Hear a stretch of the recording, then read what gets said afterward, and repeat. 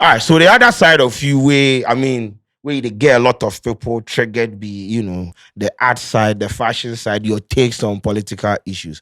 Now, this recently, you came, and you came, you know what I'm talking Speak about. freely, speak Yes, freely. people move to you on social media because of your opinion about, the current government, the demonstration, and a whole lot of things. Now, where do you stand with actors, with people in positions of power, people in positions of influence, using their platform to amplify, let's say, some of the ills or social topics and things, so that it will reach wider audience? Because most of the times, people move to some of these celebrities because they feel like, okay, we stream your songs, you have become powerful, you have a lot of followers, you have become a point of reference, and you are influential. When you tweet about this issue that we are talking about, it will reach the right person. But most of the times, our people are quiet, and those that would come and say something about it, either be some ulterior motives there, or they know they care at all. Where do you stand with the celebrities being voices of reason? I think that I think it's a great thing. Yeah. That if you are a celebrity and God has given you a voice, and the people have given you a voice, it's very important that you find a way to use that voice to also support the people. Yeah. The question is, our democracy, does it allow that? The democracy we practice in Ghana is based on Kebinam Kebi. Okay. So if you go to, for example, America, Jay-Z and all those people, they followed Obama openly, organized fundraisers for him to become a president. Kanye West follows Trump openly. People still buy his shoes. He's still making his money.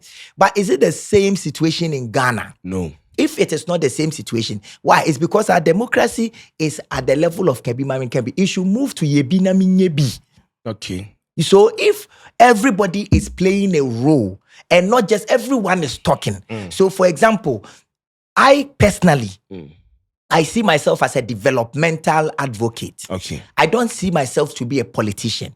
I don't think I have the skin to do politics. I don't think I have the heart to do politics. So I don't do politics. Okay. Completely. So your name appearing on Baumia's manifesto for the creative arts.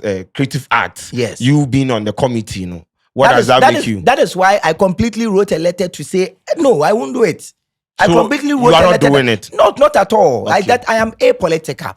That is but wait, what happened before your name appeared on the list? Oh, you see, this one I have promised not to say it. But you have to say it. I'll tell you. Yes. So somebody called me. Okay. And said that they wanted my name. They wanted me to be a part of the thing. Okay. I said, great idea.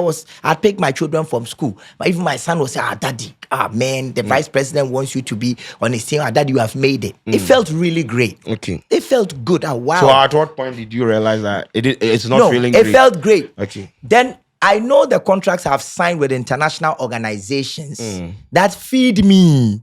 Okay. That I will not be engaged in political activity. So I told this person that I can send you my ideas, but I want to take part in this thing as a non-political activator. I don't want to do politics. But if it is my ideas you want for my industry, I can send it. The guy said, fine, I'll do it.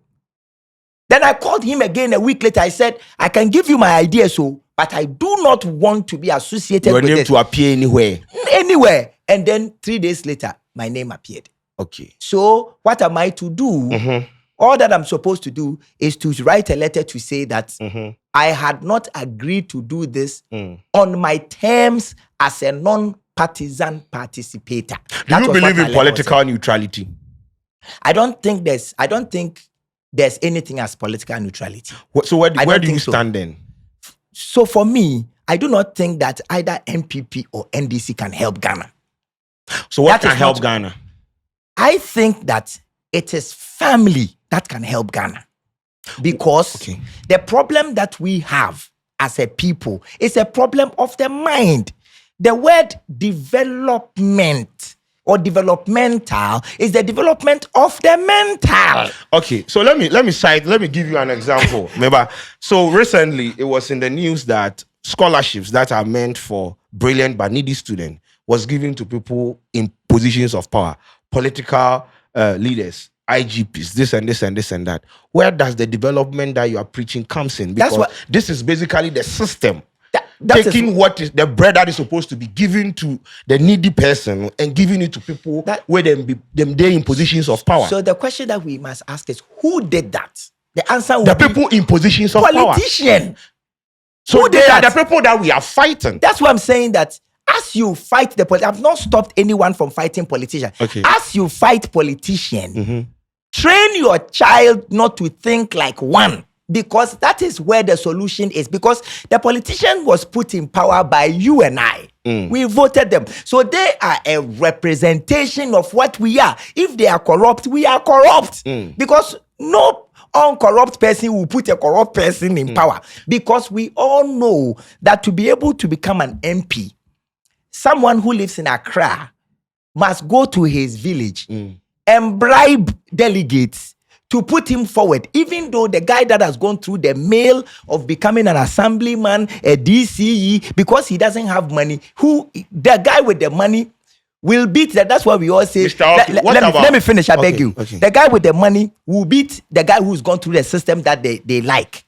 And because he doesn't live in that community, he doesn't know what the things that affect the community are. Therefore, he goes to parliament, or he goes to even promise people, I will fix road, knowing perfectly well that the parliamentarian doesn't fix roads. So the problem is us and the politicians. And how we let money rule us. So I do not think that the system that is corrupt will be able to fix itself. So my vision is that we train our children to be less corrupt or incorruptible, so that they will come and throw away this corrupt system, so we can have a group of young people who want the system to work. I think that is the only way Ghana will develop. How about politicians weaponizing poverty and using it against the people? Because if the youth are not enabled, they don't have enabling environment to thrive. And you look at graduate unemployment in this country. How then do you eliminate someone even being greedy when he's exposed to small money? Because listen, like the village thing that you said, people go out there to influence people with rice, with money and things. These villages, sometimes you drive through the hinterlands and you see the way they are living. Some of them don't even have light, potable water, and anything. So the only time they are going to see, let's say, 5,000 Ghana cedis is when the politician comes there at the end of the 4 years or to come and campaign. They have deprived them of a whole lot of things, social amenities, this and this and that. And the power here is poverty.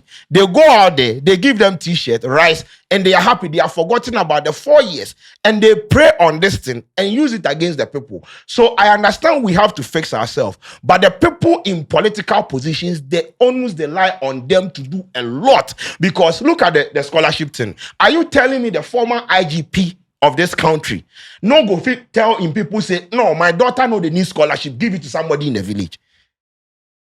You see, I agree with all that you are saying, but I'm saying that the corrupt system cannot fix itself. Why? Because it has vested interest in the poverty. Why? Because the corrupt system makes some people rich and make a lot of people happy. And because of that, if a president comes to Ghana right now and really means to fight corruption, he will be dead in less than 2 years. Okay. Why? Because the policeman that takes your 50 cedis or 100 cedis for making that U-turn, that policeman doesn't put his hands in your pocket. Once you have done the wrong thing, and you know he's booking you for court, and that one will cost you 2,000 cedis and 4 days in court that you are not with, you are the one who will put your hands in your pocket and give him the 50 Ghana. The policeman too has. The policeman, your conscience will tell you not to take this thing. It is also against. The law frowns on it. That is what I'm saying. So the corrupt policeman is being corrupted by the uncorrupt civilian. Does it make sense? And I make I say at the end of the day, the policeman, being a policeman who is in that position, go fit stand on then talk say I no go take. But the reason why you no go fit stand there then talk say no go take, say in salary with 1,500.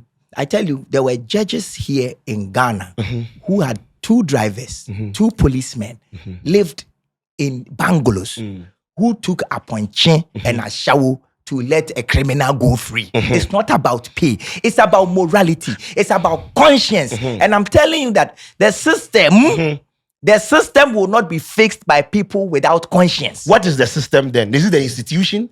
Because these judges that you just said, they are supposed to be locked up. Some of them have occupied positions of, power right now. They are not. They are there. People, the public account committee, they call people. You have sent this money to your account. Where is the money? They are not able to prove it. Then we keep quiet. That's what I'm saying. So you and I are talking to the same thing, but at two different levels. You are way up in the system. I am saying let's deal with the children. As we fight the system, let us also be intentional about creating a generation of young people who are not like you and I. By the time we go create that one finish, finish the country. They will die. Oh, no. We can't wait for them to die. That is why. That is why God in His intelligence created death. So all of them will die. And then as we keep through the education, what I say through education. So if yes, I agree with you that we need leaders who are passionate, who are honest, who are morally upright. Because all this problem is about morality, it's about conscience. There are very few people who have conscience and morality. Okay. And they are so choked up there that they are afraid that they will die if they decide to apply the conscience. So you can't teach old dogs new tricks. The trick is with the kids. That is where true development is. Okay. Development is with the kids. Development will also be in the media. So for example, if the government of Ghana actually gave money to NCC, Commission on Civic Education, to educate the people about climate change, to educate the people about corruption, to do cartoons, put them on Sunday TV after 1 o'clock. Then all of us as a nation can go on developing our conscience and our conscience, the mind, so that once our fathers die, and our uncles go,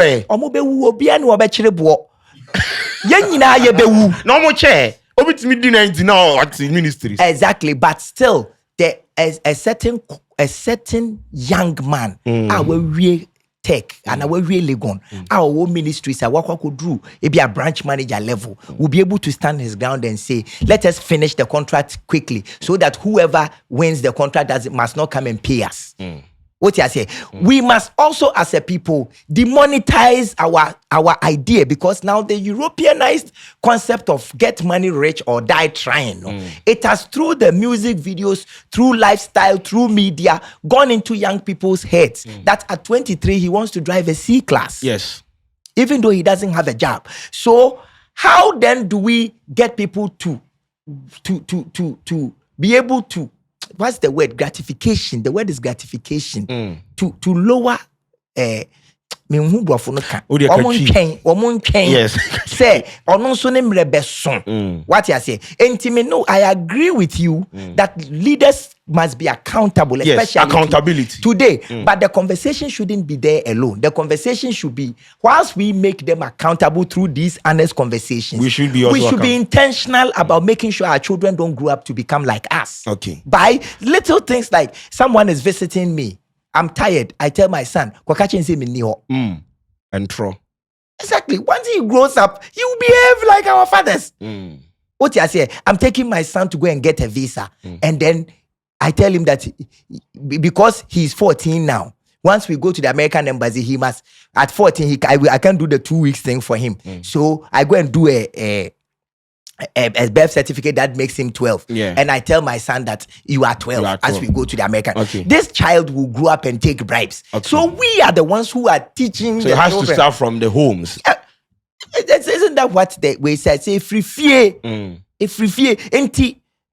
The politician works in an institution, and the institution is in the society. The society is made up of people. People are raised by parents, and parents are corrupt. Okay.